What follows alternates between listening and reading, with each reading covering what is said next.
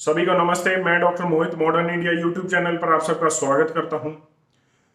Oxfam international ने एक report जारी की थी। उस रिपोर्ट का शीर्षक था द इनइक्वालिटी वायरस। उस रिपोर्ट में यह कहा गया कि जितनी असमानता मतलब इनइक्वालिटी इस बीमारी ने दुनिया में पैदा की है, वो शायद ही आज तक किसी बीमारी ने पैदा की हो। और हो सकता है ये असमानता जो पैदा की गई है, इनइक्वालिटी जो हमारे बीच आई है, वो शायद आने वाले समय में दुनिया की एक और बड़ी समस्या न बन जाए। जिस समय लॉकडाउन के दौरान हम लोग छोले भटूरे, गोलगप्पे, टिक्की बनाकर खाकर अपने आराम से समय बिता रहे हैं, वहीं दूसरी ओर इसी भारत में, केवल भारत में 12 करोड़ लोगों ने इसी लॉकडाउन या मैं कहूं इसी एक साल के अंदर नौकरियां खो दी हैं। और एक परिवार में अगर हम 4 लोग ही माने तो लगभग 48 करोड़ लोगों को ये नहीं पता कि जब आप मेरी ये वीडियो देख रहे हैं तो वो उस रात को आज खाएंगे क्या। पहले ही भारत में रिपोर्ट पर रिपोर्ट आ रही हैं और पहले भी ये रिपोर्ट है कि 19 करोड़ लोग हर रात को भूखे सोते हैं। ये इस देश का दुर्भाग्य है। वहीं दूसरी ओर ये बीमारी जो इनइक्वालिटी पैदा कर रही है, जिस दौरान लोगों ने अपनी नौकरियां खोई हैं, 12 करोड़ से ज्यादा लोगों ने अपनी नौकरियां, अपने रोजगार खोए हैं और उनके भूखे मरने की नौबत आ गई है। वहीं दूसरी ओर फोर्ब्स की 2021 की लिस्ट में अरबपतियों की संख्या लगभग बढ़ गई है और वो भी तकरीबन 700 से ज्यादा अरबपतियों की। पिछले साल अरबपतियों की संख्या जो फोर्ब्स की लिस्ट में 2000 थी, वो अब 2700 आ गई है, उससे बढ़ गई है।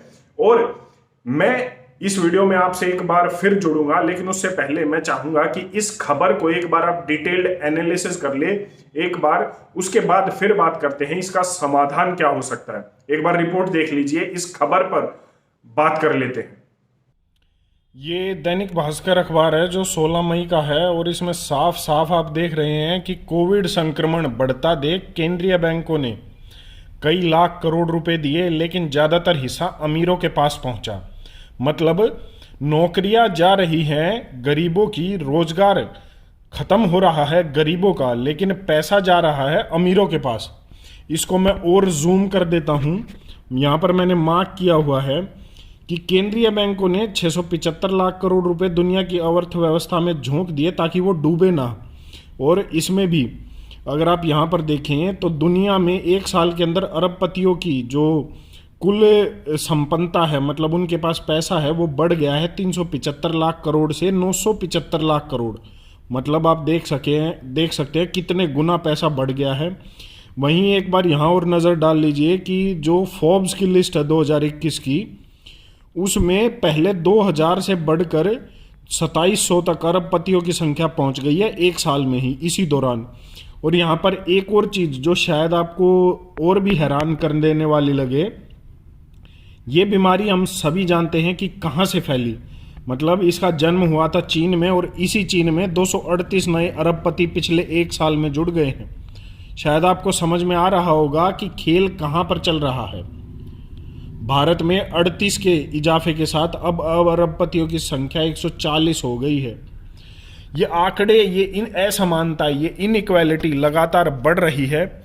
आंकड़े बताते हैं कि किस देश में सबसे पहले अमीरों के खिलाफ गुस्सा फूटा। यहाँ पर भी एक बार नज़र डाल लीजिए। भारत की जीडीपी का 2.7% हिस्सा मुकेश अंबानी और 1.7% हिस्सा गौतम अडानी के पास है।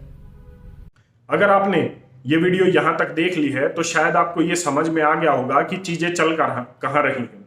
लेकिन अब बात करते हैं समाधान पर। मैं पहले भी कह चुका हूं, अगले 8 से 15 साल में और महामारियां आएंगी और हो सकता है वो इससे भी ज्यादा खतरनाक हो। मतलब इनमें मौतों का आंकड़ा आगे हो सकता है और भी ज्यादा बड़ा हो। मतलब 2035 तक हमारे सामने और भी महामारियां आएंगी जिसमें न जाने कितने लोगों की मौत हो सकती है। मैं आपको डरा नहीं रहा हूं, मैं आपको फैक्ट्स बता रहा हूं।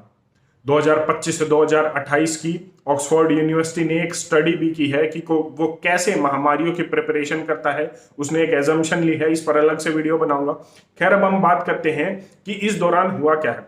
ये महामारी आई, लोगों ने रोजगार खोए, नौकरियां खोई, भूखे मरने की नौबत आई और आगे भी आएंगी जब ये महामारियां, तो ऐसा ही कुछ होगा।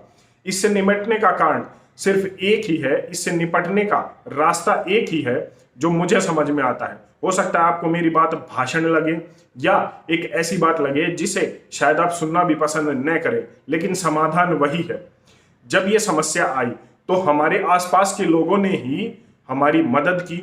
जो लोग हरियाणा, यूपी, हरियाणा, दिल्ली, पंजाब छोड़कर अपने घर यूपी, बिहार जा रहे थे, वो पैदल चल रहे थे, तो उनकी मदद हमारी सोसाइटी, हमारे आसपास के घरों ने, लोगों ने घरों से बाहर निकलकर उनको सड़क पर खाना दिया। उस समय सरकार क्या कर रही थी, क्या नहीं, वो मैं नहीं कमेंट करूंगा, मैं पहले बात कर चुका हूं। लेकिन मेरा कहने का मतलब ये है कि आसपास के लोग अगर मजबूत होंगे तभी हम किसी समस्या से लड़ सकते हैं। अगर आप ऑनलाइन बैठे सामान मंगाएंगे तो मजबूत वो बहुराष्ट्रीय कंपनियां होंगी जो यहां का पैसा बाहर लेकर जाएंगी। लेकिन अगर हम अपने कॉलोनी के, अपने आसपास के व्यक्ति को, जो हमारे आसपास सामान बेचता है, वो दुकानदार जो हमारी कॉलोनी में दुकान लगाता है, उससे सामान खरीदेंगे तो वो सक्षम होगा, तो वो मजबूत होगा। और जब ये आने वाली समस्याएं और बढ़ेंगी भविष्य में, तो अगर वो मजबूत होगा, अगर हम मजबूत होंगे तो हम एक दूसरे की मदद कर पाएंगे। शायद मेरी बात को आप गंभीरता से न लें, लेकिन यही एक रास्ता है जो हमें बचा सकता है। हमें खुद को, अपने आसपास के व्यक्तियों को, लोगों को, अपनी सोसाइटी को, कॉलोनी को, अपने गांव को मजबूत करना होगा, सामाजिक रूप से भी और जो महत्वपूर्ण है आर्थिक रूप से भी। मेरा मतलब है, अगर आप किसी से सामान खरीदते हैं तो ऑनलाइन का चक्कर छोड़ दीजिए, अपने गांव में, अपनी कॉलोनी में ही सामान खरीदिए, सामान बेचिए। ये ही एक रास्ता है। जब आने वाले समय में विकट परिस्थितियां आएंगी तो ये लोग हमें मदद करेंगे, और अगर हम मजबूत होंगे तो हम भी उनकी मदद कर सकेंगे। वैसे आयुर्वेद का सहारा हमें आगे भी लेना पड़ेगा। अब भी आयुर्वेद ने अपनी पूरी ताकत झोंकी है, और जो रिजल्ट निकल कर आए हैं इस बीमारी में वो भी आश्चर्यजनक है। उसमें भी आयुर्वेद खरा उतरा है, और मेरा पूर्ण विश्वास है कि आने वाली महामारियों में भी आयुर्वेद का ही रास्ता हमें चुनना पड़ेगा, अगर हमें अपने और अपने परिवार को इन समस्याओं से निकालना है। धन्यवाद। जय हिंद।